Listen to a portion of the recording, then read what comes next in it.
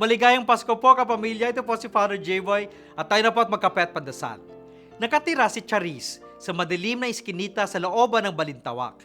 Ngunit nanalo siya sa isang paligsahan ng mga bulaklak.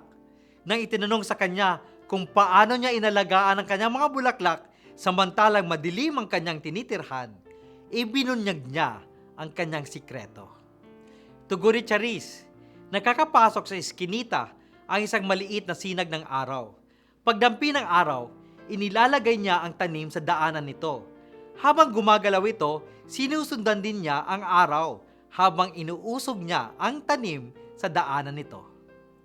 Sa araw ng Pasko, pinapaalala sa atin na ang pagdating ni Jesus sa ating buhay ay tulad ng sinag ng araw sa madilim na iskinita ng ating buhay.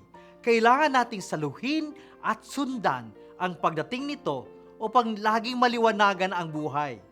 Samahan niyo po ako sa ating panalangin. Panginoon, huwag mo sana kaming pahintulutang manatili sa dilim, kundi kusa naming sinusundan ang liwanag ni Jesus upang lalong makumukadkad sa aming buhay ang saya at kapayapaan na aming hinahangad. Amen. Magandang umaga po.